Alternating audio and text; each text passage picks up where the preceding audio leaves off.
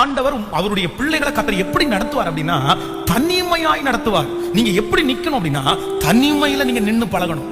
ஆண்டவர் உங்களை தனிமைப்படுத்துகிறாரா? உங்க வீட்டை விட்டு தனிமைப்படுத்துகிறாரா? உங்கள் நண்பர்களை விட்டு தனிமைப்படுத்துகிறாரா? உங்க சொந்தங்களை விட்டு தனிமைப்படுத்துகிறார்களா? நம்ம யாரையாவது ஒருத்தரை போய் தேடிட்டு இருக்க கூடாது. சிலருக்கு அப்படிதான் ஆண்டவர் தனிமைப்படுத்தும் போது அவங்களுக்கு யாராவது ஒருத்தர் வேணும். உடனே போய் அந்த உறவுகளை தேடி தேடி தேடி கண்டுபிடிச்சிருவாங்க. அப்படி அல்ல. தேவன் உங்களை தனிமைப்படுத்தும் போது நீங்க எதுல நிக்கணும் அப்படின்னா தனிமையா நின்னு நீங்க பழகணும். அது ஒரு பெரிய ஒரு தலைவனுடைய மிகப்பெரிய குவாலிட்டி என்ன அப்படின்னா எப்பவுமே அவன் தனியா நின்னு பழகிறவன் தான் தலைவன்.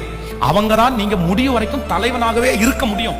இல்ல எனக்கு யாராவது ஒருத்தர் சப்போர்ட் பண்ணாதான் என்னால நிக்க முடியும். நான் சொல்றேன், உங்களை சுற்றி 1000 பேரை சப்போர்ட் பண்றதுக்கு கர்த்தர் தருவார். ஆனா சில சூழ்நிலையில கர்த்தர் யாருமே இல்லாம தனிமையில உங்களை நிக்க வைக்கும் போது நீங்க சோர்ந்தே போக கூடாது. இந்த தனிமையில நான் நிக்கிறதுக்கு எனக்கு பலன் தாருங்க ஆண்டவரே நீங்க கேட்கணும். இந்த ஜெபத்துல இந்த சத்தத்தை கேட்கிற யாரோ ஒருத்தரை ஆண்டவர் தனி